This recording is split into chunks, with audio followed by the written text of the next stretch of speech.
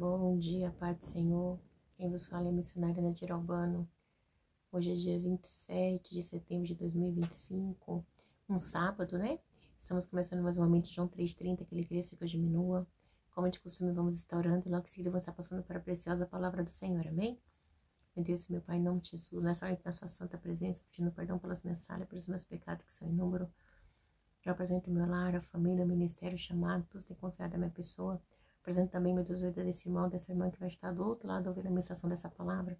Que eu possa estar alcançando, guardando, livrando, libertando, cortando laços, quebrando arcos, desfazendo toda a obra das trevas. É o que eu te peço nessa hora, meu Deus. Em nome do Pai, do Filho e do Espírito Santo, Deus, amém? Oh, glória.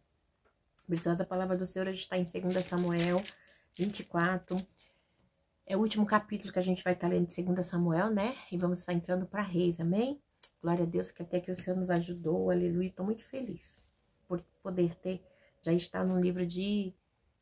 Terminando 2 Samuel, né? Uma bênção. Vamos lá. 2 Samuel 24. O recenseamento é sua punição, ok?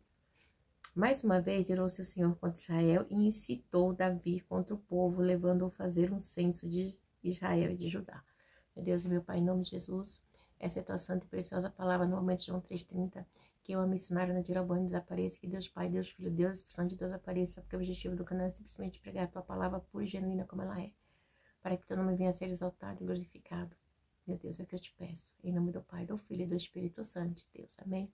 Tudo para a honra e a glória do Senhor Jesus, que Ele cresça sempre que eu diminua, porque Ele é a palavra viva, né? Ele é a salvação, é o caminho, é a verdade, é tudo. Amém, Jesus? Então vai dizer assim: mais uma vez irou-se o Senhor contra Israel e incitou Davi contra o povo, levando a fazer um censo de Israel e de Judá. Então o rei disse a Joabe e aos outros comandantes do exército: vão para todas as tribos de Israel, de Dan, Berseba, e conte o povo para que eu saiba quantos tem. Então Davi pede, né?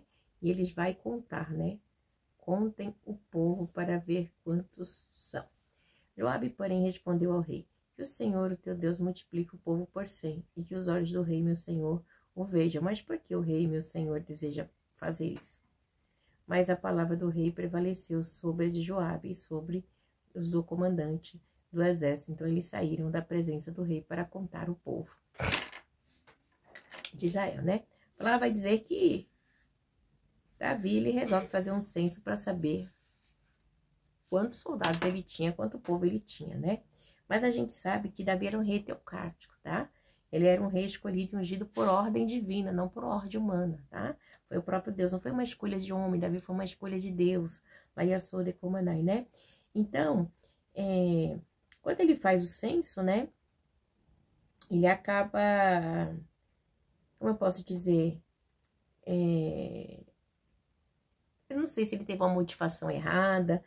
Eu não sei, né? Não sei explicar se foi por orgulho ou o que foi, se Deus viu alguma coisa no coração dele, eu não sei. A palavra não está em embasamento.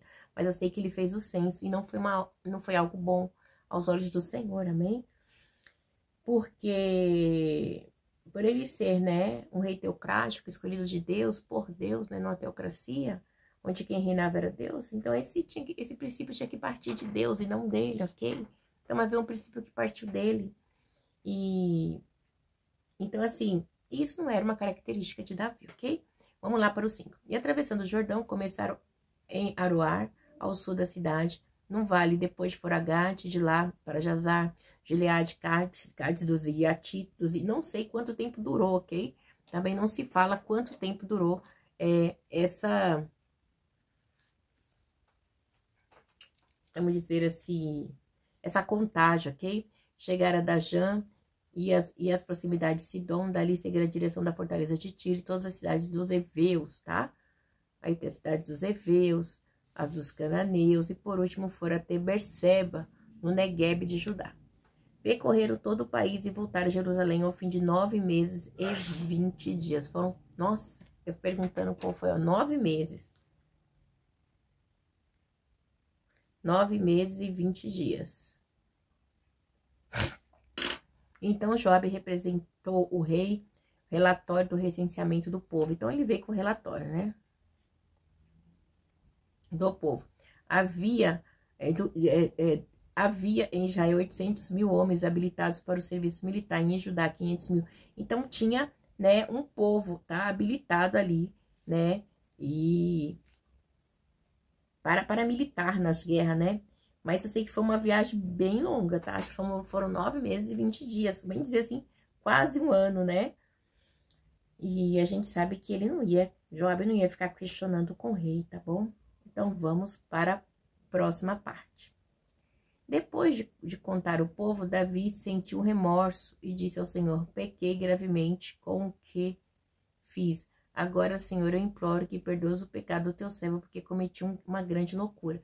Então, assim que ele conta, né, ele sente o que é um remorso, tá? Então, ele entende que Deus não estava nessa situação, né? Depois do remorso.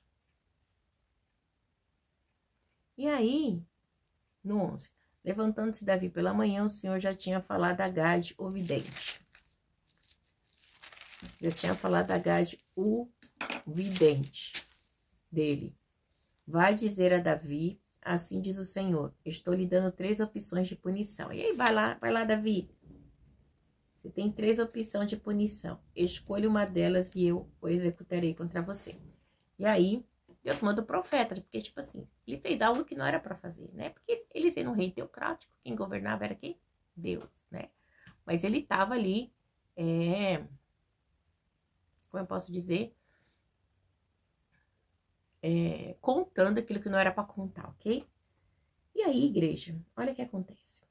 Então, Gade foi a Davi e lhe perguntou: o que você prefere, 3 anos de fome em sua terra, 3 meses fugindo dos seus adversários, que a perseguição ou 3 dias de praga em sua terra? Pense bem, diga-me o que deveria responder aquele que me enviou. E aí, Gade falou: você vai escolher, Davi.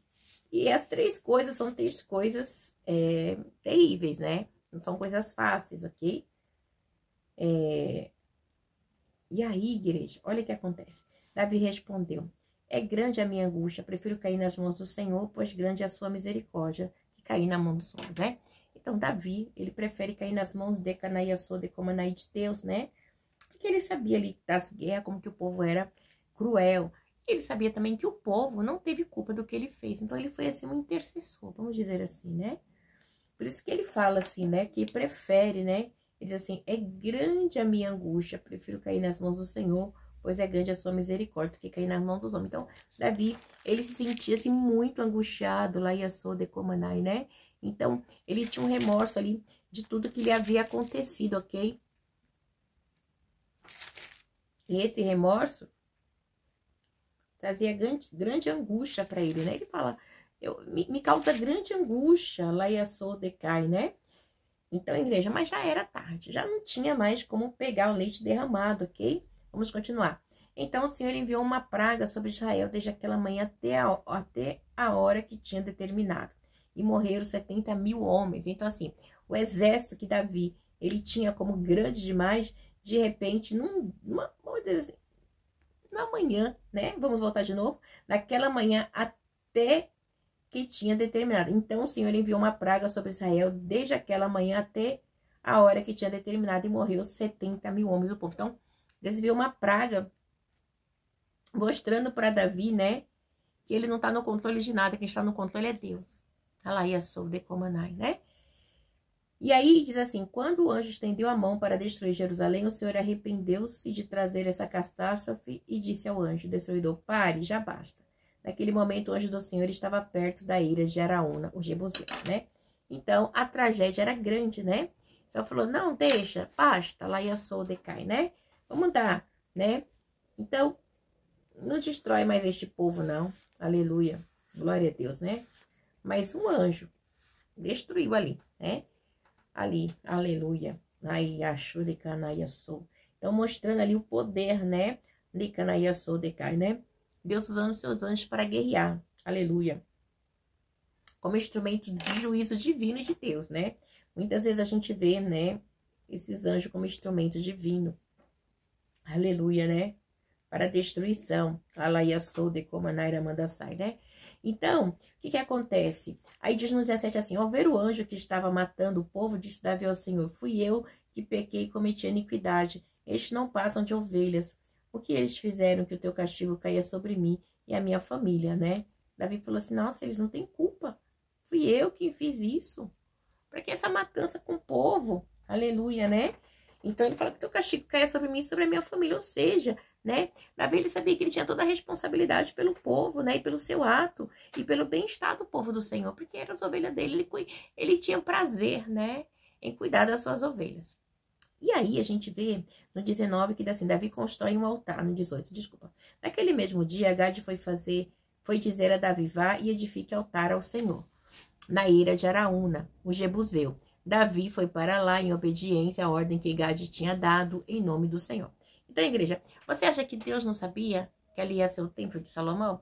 É óbvio, aí ia ser de Comanai futuramente, que onde é os muros ali de Jerusalém, sabe? Ele é onisciente, onipresente, onipotente. Então ele sabe, o que eu e você vamos fazer. Como é que vai ser, né?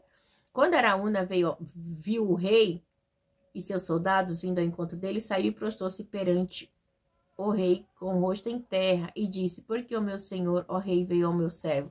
Então ele vê Davi e ele se prostra, né? Por quê? Porque Davi era o rei. E respondeu Davi, para comprar sua eira e edificar nela um altar ao Senhor para que cesse a praga no meio do povo, né? Então ele fala assim, não, eu vim comprar aqui como é que se diz? Meu Deus. As suas terras, né? Eiras aqui é terra, tá? Eu vim comprar aqui as suas terras, ok? Para que venha cessar aqui, né? Uma guerra aqui, que Deus, pela minha desobediência, mandou matar o povo. E aí diz assim, Davi, respondeu, para comprar sua eira e edificar nela um altar ao Senhor, para que cesse a praga no meio do povo. Araúna disse a Davi, meu senhor, o rei pode edificar com o que desejar e oferecer-lhe em sacrifício. Aqui estão os bois para o holocausto, e o debulhador e o jugo dos bois para a lenha. O rei, ó rei, eu dou tudo isso a ti, e acrescentou que o Senhor, o teu Deus, aceite a tua oferta, né? Então, Araúna quer dar para Davi, né? Falando, não, rei, leva tudo, é seu, né? Mas Davi, igreja, porque Deus pediu para quem? Né? Para Davi, né? Naquele mesmo dia, Gate foi dizer a Davi, vai e edifique um altar ao Senhor, na ira de Araú, no Jebuseu. Davi foi para lá, a obediência à ordem. Então, assim, ele vai, né? Mas você acha, quando ele vai, ele já vai sabendo da ordem, ok? Então, é para edificar, né? Para edificar. E aí diz assim, mas o rei respondeu a Araúna, não faço questão de pagar o preço justo. Não oferecerei ao Senhor, ao meu Deus, holocausto que não me custe nada. E comprou a eira e os bois para 50 peças de prata. Davi edificou ali um altar ao Senhor e ofereceu holocausto e sacrifícios de comunhão. Então o Senhor aceitou as súplicas em favor da terra e terminou a praga que destruía a terra de Israel. Então, Davi, ele vai e faz o altar ali, né? E intercede pelo povo ali, clama, né? Porque sabendo lá Yassô de Comaná de tudo que ele havia feito, ok?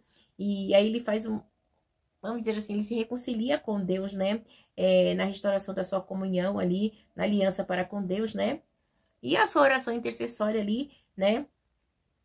O sacrifício por ele a Deus oferecidos são recebidos lá Yassô de Comanai, né? E aí cessa essa praga, aleluia, né? Esse capítulo é um capítulo muito complexo, tá? Mas é um capítulo que mostra como lhe deu, assim, o começo do templo, né? A construção do templo do Senhor. Porque a gente vê que mais pra frente, bem no comecinho de segunda Samuel, Davi, ele tinha muita vontade de construir uma casa para Deus, né? E ele fala assim, nossa, eu moro aqui em casas de cedro e a arca do Senhor tá fora, né? Deixa eu lembrar onde é que tá aqui, para me lembrar, para me falar para vocês. Se eu não me engano, tá...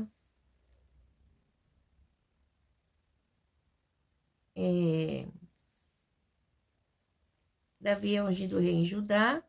E aí, né, quando ele é ungido rei ali em Judá, o pessoal vem e... Como é que se diz? E o rapaz dá para ele uma madeiras de cedro para construir. Peraí, deixa eu achar certinho. Então, achei. Então, 2 Samuel 7, versículo 1, amém? vai dizer assim, deixa eu botar isso aqui. 7:1, o rei Davi já morava em seu palácio e o Senhor lhe dera descanso de todos os seus inimigos ao redor. Certo dia ele disse ao profeta Natã: aqui estou eu morando num palácio de cedro, enquanto a arca de Deus permanece no simples tenda. Natã respondeu ao rei: faze o que tiveres em mente, pois o Senhor está contigo. E naquela mesma noite o Senhor falou a Natã: vai dizer a meu servo Davi que assim diz o Senhor: você não construirá uma casa para eu morar. Não tenho morada em nenhuma casa. Aí Deus começa a falar, né? Aí Deus fala aqui, né, no 12. Quando a sua vida chegar ao fim, você descansar com seus antepassados, escolherei um dos seus filhos para sucedê-lo, um fruto do seu próprio corpo, e eu estabelecerei reino. Então, quem é que faz ali o palácio mais pra frente a gente sabe que é Salomão, tá bom? Mas Davi, ele tinha esse desejo aqui de construir um templo para Deus. Uma casa para Deus. Deus abençoe, fique na paz.